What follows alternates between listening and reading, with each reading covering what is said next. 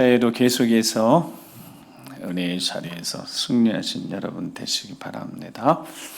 자, 새 첫 주일은 항상 이렇게 지킵니다. 주원, 주연절, 후 첫 번째 주일. 그러니까 주연절은 예수님이 참 빛으로 오신 예수님이 사생에 한 30년 동안 조용히 가정에 머물러 계시다가 공생을 하시려고 이제 막 현현 등장하신 그런 의미로 주연절 그렇게 지킵니다. 보통 1월 6일 이렇게 해서 주연절, 그 다음에 주연절 지난 다음에 첫 번째 주일이 오늘 주일입니다.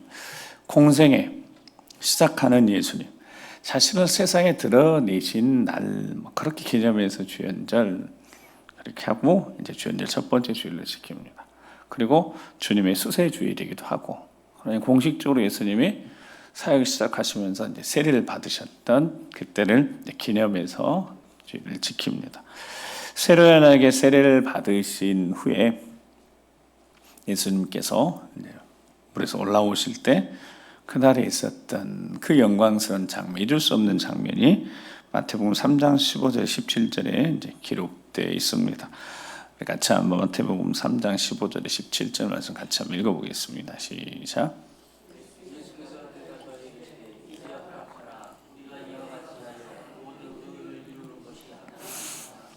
이 요한이 허락하는지라. 예수께서 세례를 받으시고 곧 물에서 올라오실새 하늘이 열리고 하나님의 성령이 비둘기 같이 내려 자기 위에 임하심을 보시더니 하늘로부터 소리가 있어 말씀하시되 너는 내 사랑하는 아들이요 내 기뻐하는 자라 하시니라. 아멘.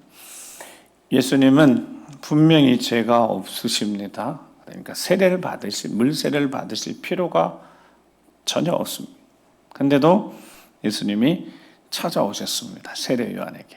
그리고 세례 요한이 예수님 찾아오니까 처음에 놀래서 내가 당신에게 세례를 받아야 되는데, 세례 요한이 뭐라고 외쳤냐면 회개하러 천국이 가까웠다. 세례받으러 나온 이들에게 회개에 합당한 열매를 맺으라 이렇게 외쳤던 사람입니다. 그리고 세례 요한이 뭐라고 그랬냐면 나는 물로 세례를 베풀지만 내 뒤에 오신 이는 나보다 능력이 훨씬 많으신 분이고 나보다 먼저 계신 분이시고 나는 그분의 신발끈도 매는 이런 존재도 되지 못한다 하면서 그는 성령과 불로 세례를 베푸실 것이다 이렇게 외쳤는데 세례 요한 앞에 딱 누가 나타나셨어요? 예수님이 나타나셨어요. 깜짝 놀랐어요. 근데 예수님이 세례를 베풀어 달라는 거예요. 세례 요한이 내가 세례를 받아야죠. 근데 예수님이 말씀하셨어요. 허락하라. 우리가 이와 같이 모든 의를 이루는 것이 합당하니라 그렇게 말씀하셨습니다. 자, 죄가 없으신 예수님이 물 세례를 전혀 받으실 필요가 없으신 예수님이 찾아오셨어요. 즉 죄인처럼 자신을 낮추셨다 그 말씀인 거죠. 그리고 죄인처럼 낮추셔서 세례를 받고, 세례 요한이 누구에게 세례를 받아야 된다고요? 당연히 예수님께 세례를 받아야 되는데 세례 요한이 예수님께 세례를 드려 주는 이것이 15절 말씀, 자 15절 말씀 열어주시면 다시 한번 보시면 뭐라고 되어 있어요? 이와 같이 하여 어떻게 하는 것이 합당하다고요? 모든 의를 이루는 것이 합당하니라 그랬습니다. 이와 같이가 뭐예요? 설명드렸던 거죠. 예수님은 죄가 없으시니까 세례를 받지 않으셔야 되는데도 죄인처럼 세례를 받으시는 일, 그리고 세례하는 자신이 세례를 베풀 수 있는 존재가 아니잖아요. 예수님이 하나님이신데, 하나님 아들이신데. 근데 그렇게 세례요한이 이해가 되지 않아도 예수님 말씀에 순종해서 세례를 베풀 때 그것이 어떻게 된다고요? 모든 의를 이루는 것이 돼요. 그래서 모든 의를 이룬다 이 말은 풍성해진다라는 뜻입니다. 가득 채워진다는 뜻이에요. 그러니까 앞으로 예수님 사역을 시작하면 모든 일은 이런 뜻이에요. 하나님이 하실 것이라는 거예요. 아멘. 하나님이 하실 것이고, 하나님이 하시고자 하시는 하실 것이고, 어디까지? 사람의 모양까지 낮추시고 죄인의 모습으로까지 오시는 하나님이 하실 일은 하나님이 하시는 거고, 세례 요한 뭘 하면 되는 거예요? 세례 요한은 순종하면 되는 겁니다. 말씀의 권위에 그냥 순종하면 되는 겁니다. 2024년도 마찬가지. 우리 일평생이 동일한 원리예요. 하나님이 누가 하시고 하나님이 하시고 하시고자 하시면 하나님 다 하시는 거예요. 못하실 일이 없습니다. 그리고 우리는 뭐 하면 되는 거예요? 이해가 잘 되지 않아도 세례요한이 잘 이해가 안 되는 거. 아니 내가 왜 세례를 베풉니까? 제가 세례를 받아야죠. 그런데 예수님이 허락하라는 거예요. 왜? 이것이 하나님의 의를 이룬 모든 의를 풍성히 하는 거니까. 그래서 하나님이 하실 일을 하시고 우리 뭐 하면 된다고요? 이해가 잘 안 돼도 순종할 수 있길 바랍니다. 네, 그러면 하나님의 일이, 하나님의 영광이 나타납니다. 하나님 하시는 일이 나타나는 거예요. 하나님의 영광이 나타나는 겁니다. 아멘. 이게 새해를 시작하면 첫 번째 우리에게 주시는 주님의 수세주일에 주시는 하나님 말씀입니다. 하나님이 결국 모든 의를 충만하게 가득 채우시고자 하실 때 하나님은 순종하는 자들을 찾으시는 겁니다. 왜 세례 요한에게 세례를 베풀 수 있는 자격이든 그 권리 주셨겠어요? 그가 순종의 사람이었기 때문에 그렇다는 겁니다. 2024년도 우리가 정말 순종의 사람이 되길 주의 이름으로 축복합니다. 그럴 때 하늘이 열렸잖아요. 이제 하늘이 열리고 음성이 들립니다. 뭐라고 들렸어요? 이는 내 사랑하는 아들이여 내 기뻐하는 자라. 자, 예수님이 하나님의 아들이시고 하나님의 독생자이시고 하나님이 기뻐하시는 이라는 거예요. 그런데도 죄인처럼 세례를 받으셨다고요.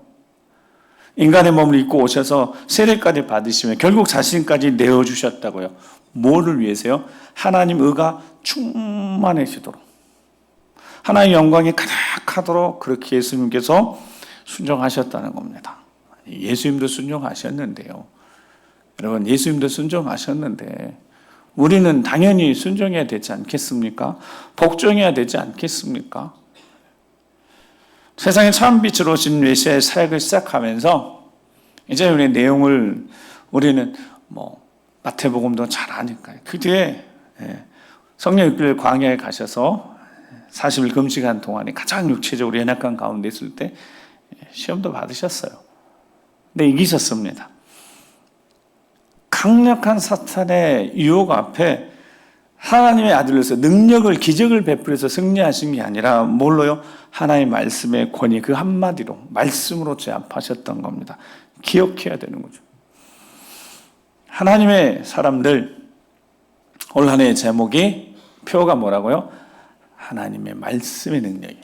하나님 사람들은 하나님 말씀으로 살아가야 되는, 말씀으로 승리하는 겁니다. 예수님이 하나님의 아들이신데 사탄이 그래요. 하나님의 아들이면 이렇게. 근데 그걸 증명할 필요가 없잖아요.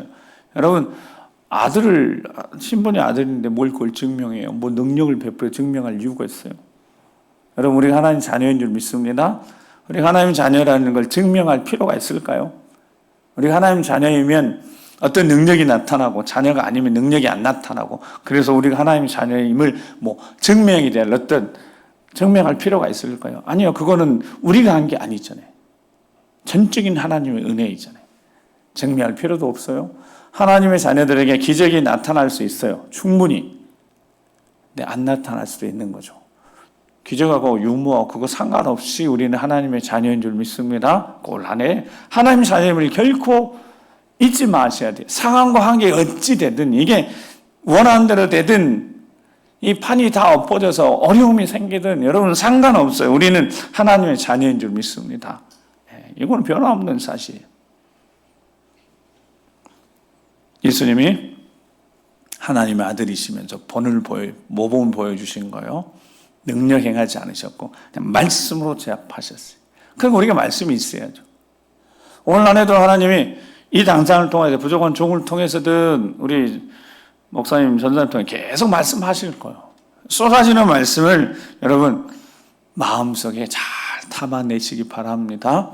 마음속에 이 담기 위해서 경청하고 내게 주신 말씀을 잘 받으셔야 돼요. 그래야지 승리할 수 있습니다. 자, 하나님의 아들이시다고 그랬어요. 동시에 근데 하나님이시다는 게 중요합니다. 자, 예수님이 하나님의 아들이시고 독생자이신데 동시에 하나님이시다고. 요한복음 1장 1절 4절 말씀에 우리가 잘 아는 말씀, 태초에 말씀이 계시는 이 말씀이 하나님과 함께 계셨죠. 이 말씀이 곧 누구라고요? 하나님이시라. 그러니까 하나님의 아들이신데 하나님의 아들이시면 동시에 누구시라고요? 하나님이시다고요. 그가 태초에 하나님과 함께 계셨고 만물이 그로 말미암아 지은 바 되었고 지은 것이 하나도 그가 없이 된 것이 없고 그 안에는 생명이 있고 그 생명은 이 생명 사람들의 빛이라. 예수님이 하나님의 아들이시며 동시에 누구시다고요? 참 하나님이시다고요. 태초부터 계셨다잖아요. 만물이 그로 말미암아 지은 바 되었다잖아요. 여러분, 저 요한복음 1장 사도 요한이 자기가 뭘 알아서, 여러분 사도 요한이 뭘 알아서 이렇게 기록했겠어요? 자기가 공부했겠어요? 사도 요한이 이걸 어떻게 알아요? 태초에 막 있었던 일을 도대체 사도 요한이 어떻게 하냐고요. 창세기 1장에 그 창조 기사를 보고 성령의 감동에 따라 쓴 겁니다. 그때 하나님이셨던 말씀으로 계셨던 그분이 뭐가 되셨다? 육신이 돼 이 땅에 오셨다는 거예요. 그러니까 여러분 얼마나 이런 놀라운 일이에요. 말씀으로 세상을 창조하신 그분이 육신이 이 땅에 오셨다는 거예요. 요한 1서 그래서 똑같은 사도 요한이 쓴 요한일서 1장 1절에는 태초에 있는 생명의 말씀에 관하여는 자, 그 다음 읽어 시작. 우리가 들은 바요, 눈으로 본 바요, 사세히 보고 우리 손으로 만진 바라. 여러분, 이 표현은 그냥 글로 써져 있으니 그렇지 이걸 가만히 생각 묵상해 보면 이건 놀라운 일입니다. 태초에 계셨던 하나님으로 영으로 계셨던 그분이 창조 모든 것을 만물을 창조하신 그분이 어떻게 이 땅에 오셨다고요? 성령으로 잉태해서 놀랍게 말씀이 육신이 이 땅에 오셨어요. 근데 그 예수님을 그분을 어떻게 했다고요? 요한이 제자들은 특별히 그분의 음성을 듣고 보고 결국 어떻게 됐다고요? 손으로 만진 바 되어졌다고. 여러분 하나님을 눈으로 볼 수도 있고 그 음성 들을 수도 있고 그와 함께 먹기도 하고 그와 함께 자기도 하고 함께하는 시간이. 그래서 여러분 손으로 만진 바 되었다. 저 표현은 정말 그 누구도 쓸 수 없는 정말 제자들이 함께했던 시간들. 그리고 예수님 살아생전에 예수님 만졌던 또 만져주셨던 분들도 있으니까. 이렇게 실제 하나님의 아들이시고 하나님이시고 참 빛이시고 그 예수님이 누구의 도움 없이 여러분 그 누구의 도움 없이 구원을 충분히 이루실 수 있지 않으실까요? 아니 하나님이시고 하나님 아들이신데 누구 도움을 필요하시겠냐 이 말입니다. 구원하시고 다시면 하나님은 누가 하신다고요? 하나님이 하십니다. 아니 예수님이 이 땅에 오셨어요. 독생자로 구원하시기 오셨어요. 임마누엘 하나님이. 그러면 하나님 혼자 예수님 혼자 못 하시겠냐고요. 세상을 이 만물을 창조하신 분이신데 누가 필요하실까요? 누가 필요가 전혀 필요치 않죠. 그런데 예수님이 공생을 시작하면서 뭘 하셨어요? 제자들 부르셨어요. 이게 중요한 거죠. 제자들 부르셨어요. 그것도 3년 동안. 그래서 이 3년 동안 예수님이 당신의 공생의 3년을 제자들에게 투자하셨습니다. 자, 이게 정말 중요한 거예요. 자기 능력, 예수님 능력으로 충분히 다 구원하실 수 있어요. 근데 제자들 부르셨어요. 그 말은 3년 동안 제자들에게 당신의 시간을 투자하셨다는 뜻이에요. 여러분, 투자라는 단어 좀 예수님께 죄송하지만 보통 투자라는 단어를 쓰면 투자했다면 그러면 이제 결과가 나와야 될 거 아니에요. 3년 동안 쏟아부으셨는데 예수님 3년 동안 쏟아부으셔서 제자들에게 그러면 3년 동안 쏟아부었으면 어떤 결과물이 있어야 될 거 아니에요. 예수님도 결과를 뭔가를 예상하고 3년 동안 자기 인생을 다 쏟아부으셨죠. 제대로 주무시지도 않고 자지도 못하고 먹지도 못하시면서 제자들이 계속 쏟아부으셨어요. 가르치셨고 하나님 자녀답게 하나님 백성답게 살도록 계속 가르치셨고 하나님 나라 복음도 전파해 주셨고 하나님 통치에 대해서 어떤 것이 하나님 통치가 있을 때 어떤 일이 일어나는지도 가르쳐 주셨고 귀신 들린 자도 고쳐 주셨고 병든 자도 고쳐 주셨고 그 현장에 제자들이 다 있었잖아요. 그 현장에 제자들이 다 있어요. 그러니까 그렇게 3년 동안 제자들에게 쏟으신 이유가 뭘까요? 뭔가를 바라시고 하셨던 거예요. 기대하시고 하셨던 겁니다. 아무런 기대가 없이 3년 동안 투자하시고 쏟으셨을까요? 여러분, 올 한 해 말씀의 능력을 체험하고 기도의 역사가 살아있는 정말 삶을 살려면 이제 오늘 본문 말씀의 근거에 새해 첫 주일부터 정말 예수님이 왜 당신의 삶을 3년 동안 쏟으셨는지, 뭘 기대하고 쏟으셨는지를 우리가 알고 예수의 마음을 마음에 붙드시면 올 한 해 정말 승리하실 줄 믿습니다. 보통 학생들이 이제 학기로 치면 학기 시작하면 한 학기가 맞춰진 학기로만 딱 본다면 여러분 중간고사 있고 기말고사 있잖아요. 중간 점검이 있고 마지막 기말. 그래서 이 두 개 해가지고 이제 한 학기가 마무리되잖아요. 중간고사 잘 봐야 되죠. 근데 중간도 잘 못 보면 이제 기말고사가 엄청 부담이 되잖아요. 자, 중간도 잘하고 기말 마지막도 이 두 가지 점검을 잘 해야 돼요. 예수님이 제자를 부르셨어요. 3년 동안 부르셔서 중간에 점검 한번 하셨고 그 다음에 마지막 점검하셨고 오늘 본문은 마지막 점검입니다. 마지막. 중요하죠. 그러니까. 첫 번째 점검은 요한복음 6장에 보면 오병이의 기적을 베푸신 다음에 사람들이 눈이 번쩍 뜨였어요. 와우! 어떻게 보리떡 5개, 물고기 2마리, 5,000명을 먹이고 장정만, 남자만, 그리고 나머지 여자들과 포함하여 2만 명 되니까 이거는 여러분 산술적으로 계산도 안 되고 상상도 안 될 정도. 그리고 12광주리가 남은 거예요. 사람들이 눈이 번쩍 뜨였다니까요. 와, 이건 뭐야? 그때부터 예수님 쫓아다니는 사람들이 어마어마하게 많았어요. 예수님 12제자를 부르셨기도 했지만 누가복음 한 70명의 제자들이 있었지만 그때 예수님 쫓아다니는 이들이 따라다니는 일이 너무너무 많았어요. 그때 예수님이 그 수많은 무리 따라다니는 우리에게 영적인 교훈을 말씀하십니다. 그때 영적인 교훈을 말씀하셨던 그 말씀이 뭐냐면 내가 생명의 떡이라는 거예요. 내가 생명의 떡이라는 거예요. 하늘에서 내려온 내가 떡이라는 거예요. 나를 먹고 마신다는 영생을 얻게 될 것이다.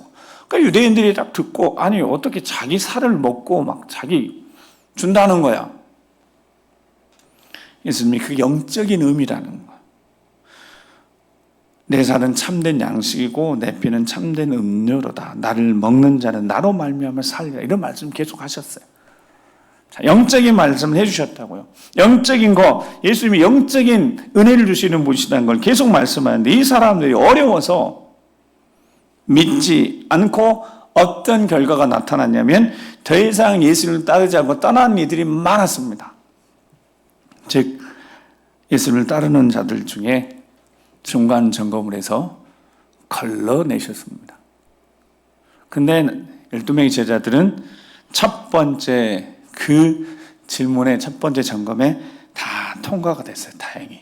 뭐라고 말씀하셨냐면 요한복음 6장 63절에 보면 내가 이르는 말은 영이요 생명이라. 잘. 내가 너에게 이르는 말은 뭐라고요? 영이요 생명이라는 거예요. 영적인 거라는 거예요. 보이는 게 아니고 그 다음에 생명이라는 거예요. 그러니까 영적인 거 생명을 받았을 때 영생을 얻는다 말씀하시면 아멘하고 해야 되는데 이 사람들이 예수님 따르는 사람들이요 예수님이 하나님의 아들이심을 믿지 못하고 메시아를 믿지 못하고 자신의 유익을 위해서 뭔가 먹으려고 보이는 거 오병이의 기적 보고 눈이 동그래요. 그것 따르다가 영을 살리고 생명을 살릴 말씀 주시니 그 사람들 어떻게 했다고요? 이게 너무 어렵다. 믿지 못하고 떠나간 이들이 많았다고요. 그때 예수님이 제자들에게 첫 번째 질문하셨어요. 요한복음 6장 67절 69절에 예수께서 12제자에게 이르시되 뭐라고 질문하셨다고요? 너희도 가려느냐? 너희도 보이는 것을 소망하며 나를 따르겠냐 이 말이에요. 이게 첫 번째 중간 점검이었습니다. 너희도 너희도 저렇게 나를 따라가는 자들처럼 너희도 보이는 것 그거 소망하면서 나를 따르겠느냐라고 물으셨던 거예요. 제자들이 시몬 베드로를 비롯한 제자들이 뭐라고 대답한 68절 69절 읽겠습니다. 시작.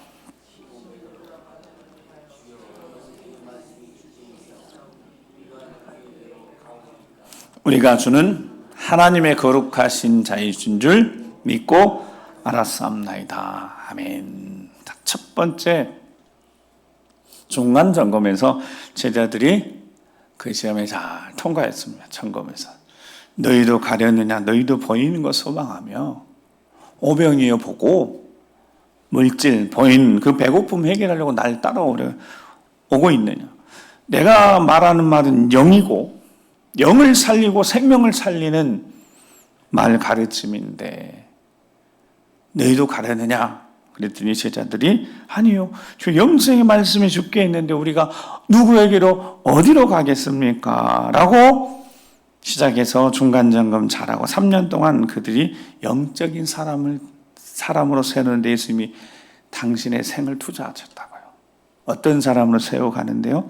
그들이 영적인 사람이 되어지는데 보이는 거 소망하지 않고 영원한 거 소망하도록 영적인 거 소망하도록 세상에 살면서 세상 물든 거 다 빼고 세상 때 빼고 세상 물든 거 빼고 저번에 오셨던 김원양 선교사님 청년들 보니까 1년은 그렇게 해야 된다는 거예요. 그래야지 좀 세상 물이 좀 빠진다는 거예요. 예수님은 3년 동안 하신 이유가 있으셨겠죠. 뭐 하시려고요? 세상 물든 거 다 빼고 예수 그리스도로 주님 한 분만으로 충분히 만족할 수 있도록 그렇게 하시도록 첫 번째 시험 중간 점검 하셨는데 제자들이 다 다행히 통과되어졌다고요. 여러분 우리도 첫 번째 중간 점검은 통과한 거 아니겠습니까? 예수님이 구주를 영접했으니까 더 이상 세상의 소망이 아니라 우리 예수 그리스도가 내 인생의 소망이 되어졌으니까 우리도 모르신다면 우리는 이 질문에서 육적인 일들 걸러내시려고 하셨는데 우리는 다행히 다 통과됐잖아요. 근데 문제는 두 번째입니다. 하나님께 맞춰질 인생이 맞춰질 마지막 기말고사와 같은 두 번째 시험, 두 번째 점검 이게 이제 마지막 여기 통과 못하면 큰일 나는 겁니다. 그게 오늘 본문입니다. 예수님이 제자들에게 물으셨죠. 야, 사람들이 나를 누구라고 하느냐? 그랬더니 제자들이 예수님, 세례요한이 죽었는데 세례요한이 살아났다고도 하고요. 에레미야라고도 하고요. 엘리야라고도 하고요. 선지자 중에 하나라고 합니다. 그때 예수님이 뭐라고 물어보셨다고? 그럼 너희는 나를 누구라고 하느냐? 이게 두 번째 그리고 마지막 점검입니다. 도대체 그럼 너희는 나를 누구라고 하느냐? 시몬 베드로가 16절에 대답하는 거죠. 주는 그리스도시요 살아계신 하나님의 아들이십니다. 자, 주는 주인이라는 거죠. 예수님이 주인이시다는 거예요. 그 예수님이 살아계신 하나님의 아들이시고 그 예수님이 인생의 주인이시다는 거예요.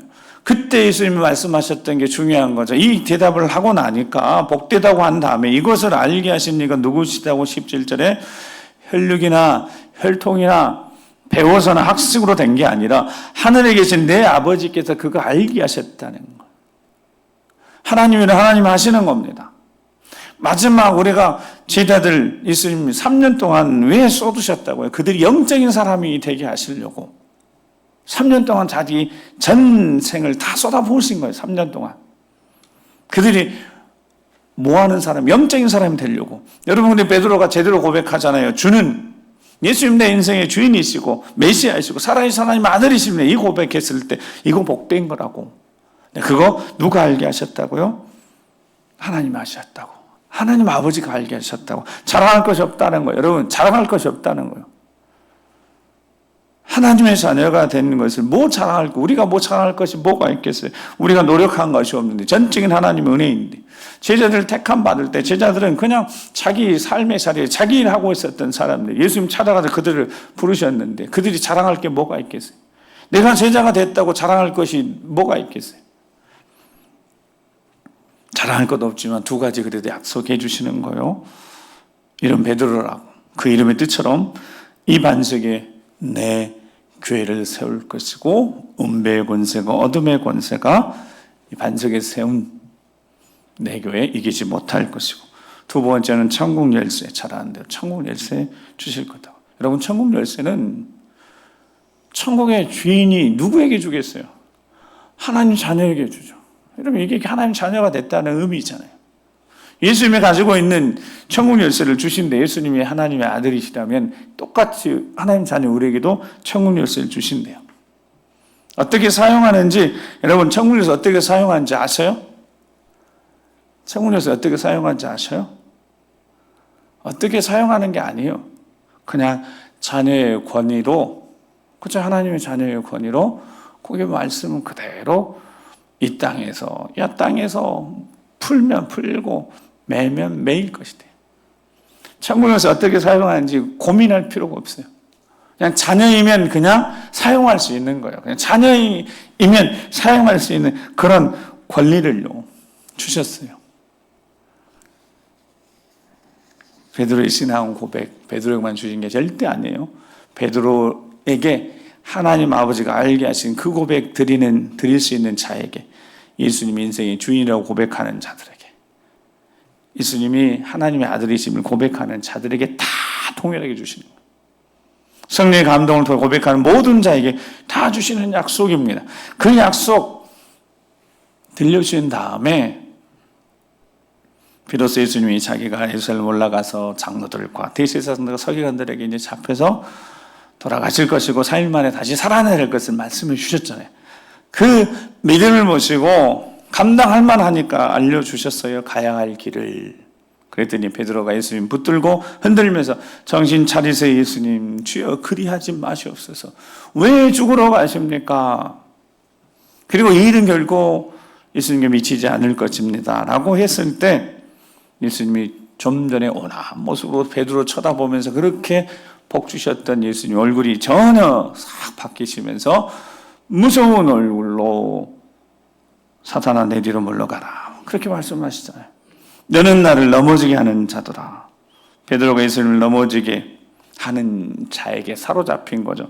사탄에게 이용당했습니다. 이 은혜의 장소에, 은혜의 시간에 금세 베드로가 교만해지는 순간 사탄이 딱 틈타서 베드로 입술을 통하여서 예수님께 말씀하고 있는 거죠. 그리하지 마옵소서. 하나님의 일을 생각하지 않고 두려워 사람의 일을 생각하는 순간 사탄이 순식간에 틈탈 수 있다는 거 보여주는 겁니다. 그래요. 한순간이었어요. 한순간에 베드로가 하나님의 일을 생각하지 않고 사람의 일을 생각하는 그 순간에, 자신의 욕심을 앞세우는 그 순간에 사탄에게 싹 사로잡혔습니다. 누구나 이렇게 될 수 있다는 겁니다. 마지막 이 두 번째 기말고사와 같은 이 마지막 두 번째 점검에 우리가 절대로 사탄의 공격에 넘어가지 않아야 되는데, 사탄에 사로잡혀서 버림받은 이가 있었지 않습니까? 그가 가룟 유다입니다. 물질 욕심 버리지 못하고 결국 물질에 사로잡혀서 마지막 두 번째 점검에서 걸려 넘어지고 말았지 않습니까? 예수님이 미리 다 말씀하셨습니다. 마태복음 7장 21절 23절에 나더러 주여 주여 하는 자마다 다 천국에 들어갈 것이 아니라고. 하늘에 계신 내 아버지 뜻대로 행하는 자야 들어가리라. 그러니까 주는 그리스도시요 살아계신 하나님의 아들이십니다. 그거 누가 고백해 하셨다고요? 하늘에 계신 아버지가 알게 하셔서 고백했대. 주여 주여 하는 자만 다 천국에 들어갈 것이 없대. 이게 마태복음 7장에 하셨던 말씀. 다만 하늘에 계신 내 아버지 뜻대로 행하는 자야. 그 아버지 뜻대로 하나님이 알게 하셔서, 아버지가 알게 해서 예수님을 주라고 고백하게 하시고 예수님을 그리스도 고백하게 하시고 하나님의 아들이라고 고백해 하셨던 그 하나님의 뜻대로 행하는 자가 구원을 받는데, 그 뜻대로 행하는 자가 어떤 자냐 그랬더니 많은 사람이 나더러 와서 주여 주여 우리가 주의 이름은 선지자 노릇도 하고 주의 이름 귀신도 쫓아내고 주의 이름 능력도 많은 권능도 행했다는 거예요. 근데 그들은 아니다는 거죠. 그들은 아니다는 겁니다. 이리 두 번째 예수님의 질문, 그 점검에 이들이 다 무너진 이들입니다. 왜? 하나님의 일을 생각하지 않고 자기의 일, 자기의 유익, 자기 영광을 위해서 그들이 했기 때문에. 그때 23절에 내가 그들에게 밝히 말하되 내가 너희를 도무지 알지 못하니 불법을 행하는 자들아 내게서 떠나가라.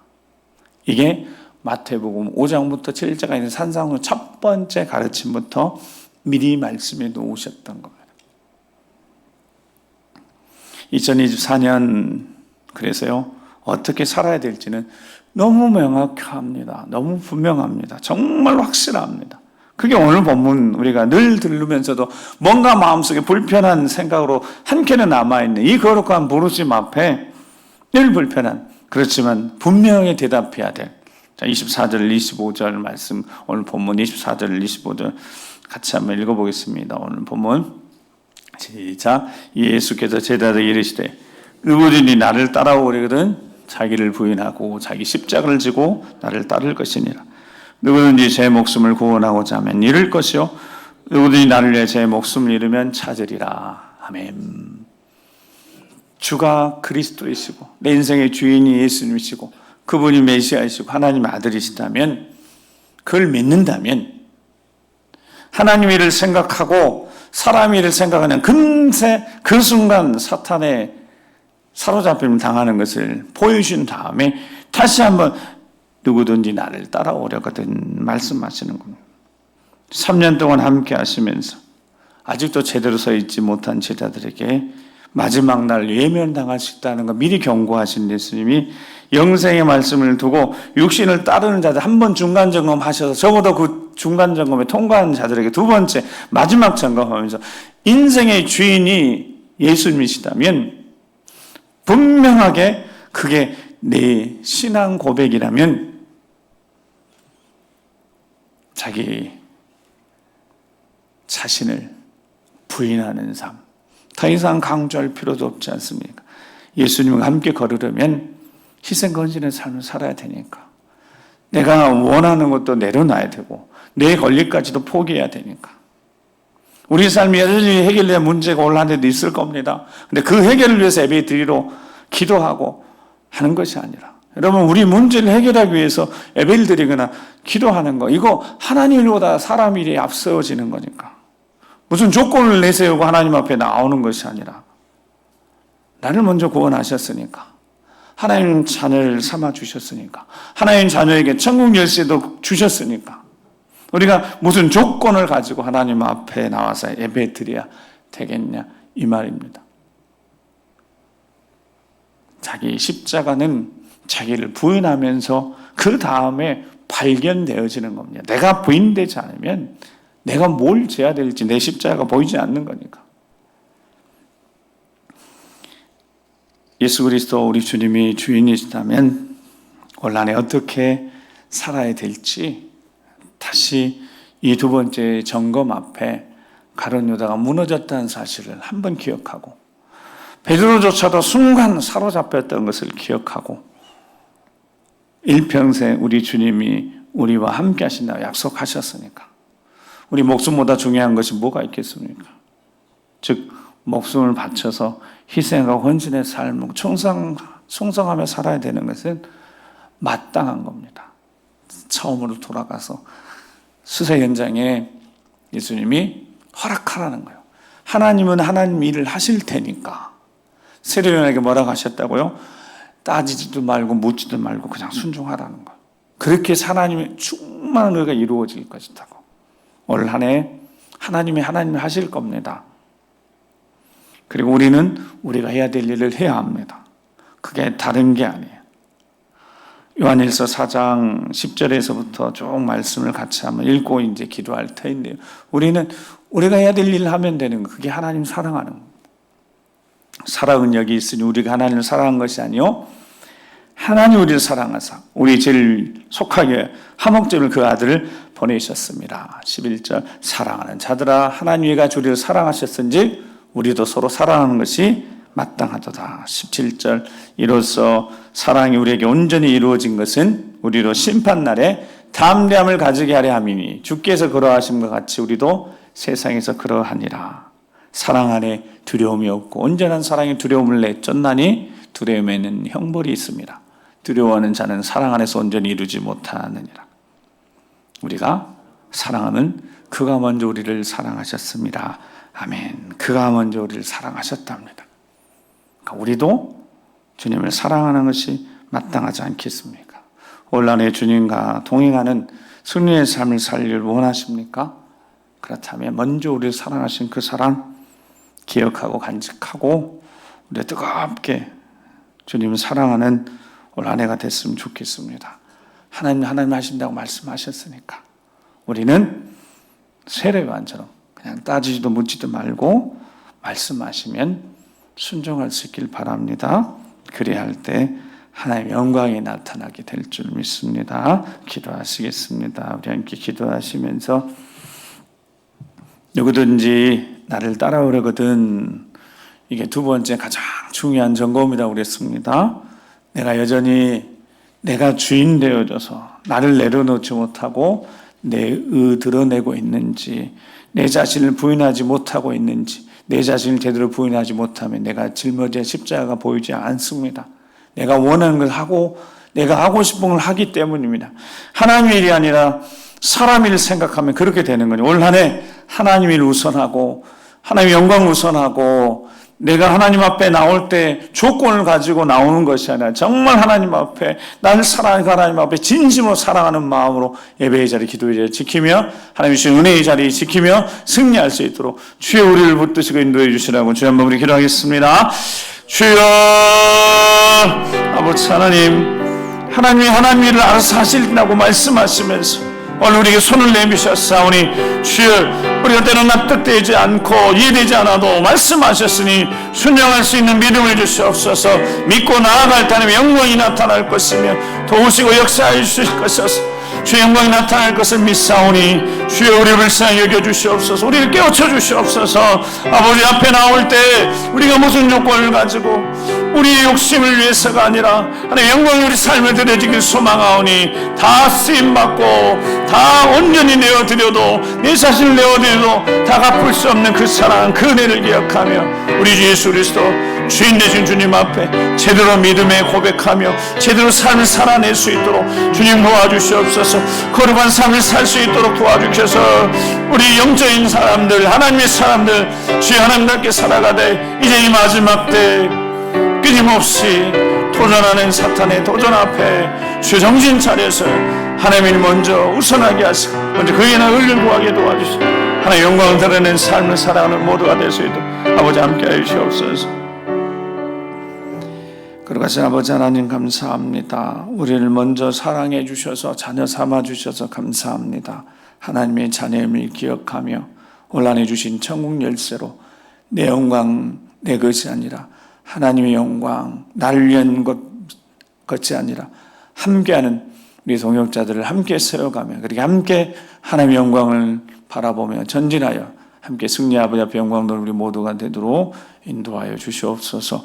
함께 해주실 것을 믿고 감사드리며 존귀하신 우리 구주 예수 그리스도의 이름으로 기도드립니다. 아멘. 다시 자리에 일어나셔서 우리 함께 찬양 드리시겠습니다.